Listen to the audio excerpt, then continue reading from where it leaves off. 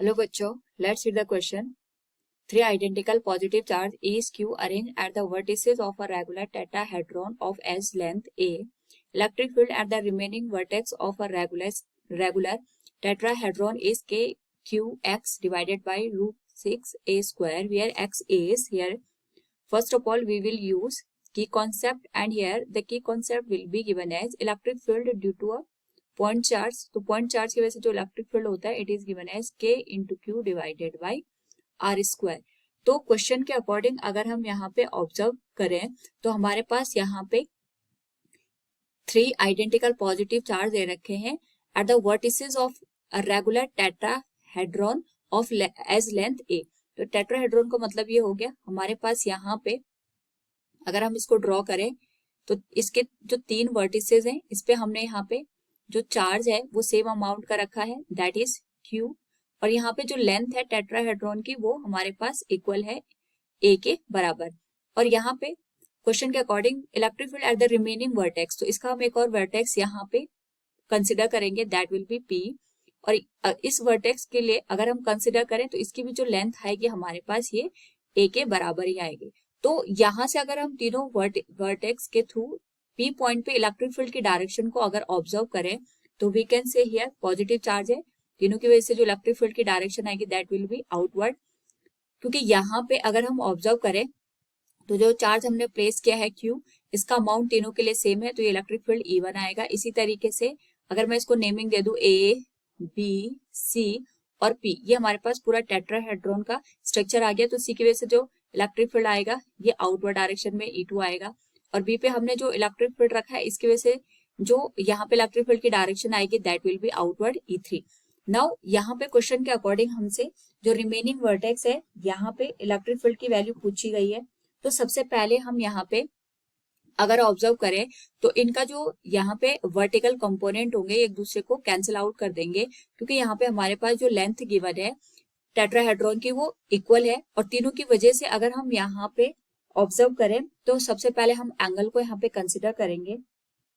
And to find out the angle theta, हम यहाँ पे सबसे पहले जो ये एंगल बन रहा है हमारे पास थीटा, इसकी वैल्यू को कैलकुलेट करेंगे. तो इसको कैलकुलेट करने के लिए हम यहाँ पे जो हमारे पास ए बी ये साइड गिवन है इससे परपेंडिकुलर एक एक्सिस को ड्रॉ कर लेते हैं.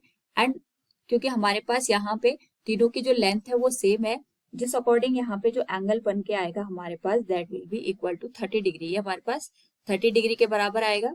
ये जो एंगल बनेगा यहाँ पे this will B 30 degree.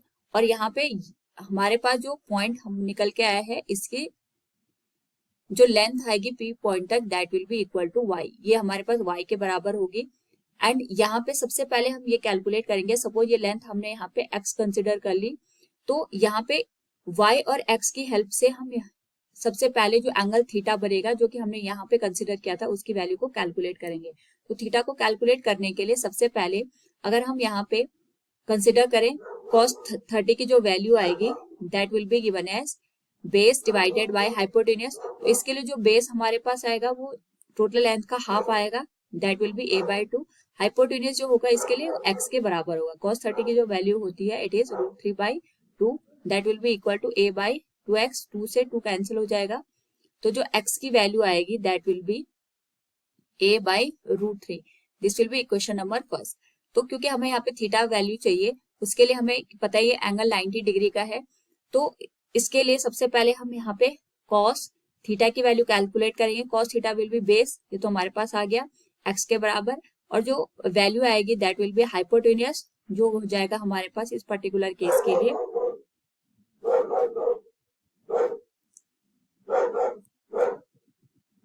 That will B y divided by hypotenuse, इसके लिए आ जाएगा a के बराबर. तो हम पहले y की वैल्यू कैलकुलेट करेंगे. तो y की वैल्यू हम कैलकुलेट कर सकते हैं. ये हमारे पास y आ गया, ये हमारे पास x है और ये जो हमारे पास साइड दे रखी है a के बराबर दे रखी है और हमें ये एंगल निकालना है थीटा.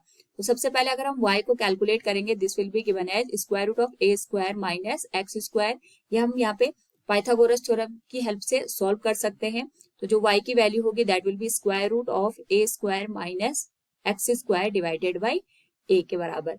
एंड x की जो वैल्यू है दैट इज a/√3. अगर हम इसको यहाँ पे पुट कर देंगे तो वैल्यू बनेगी a square minus a square by root 3 का स्क्वायर करेंगे 3 के बराबर आ जाएगा, this will be divided by ए।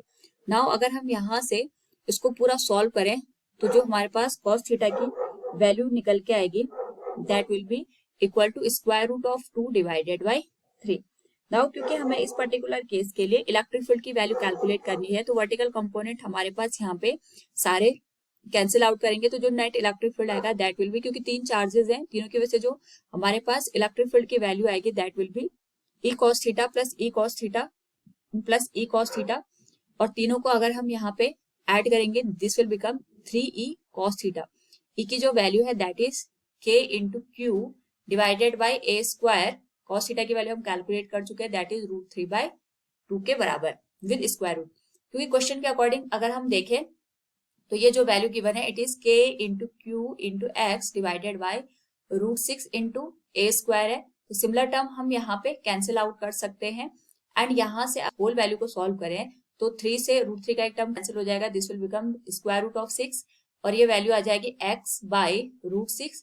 तो जो x की वैल्यू आएगी from here that will become 6। So from the given question we can say here where x is 6। Hope all you understood it. Thank you and best of luck.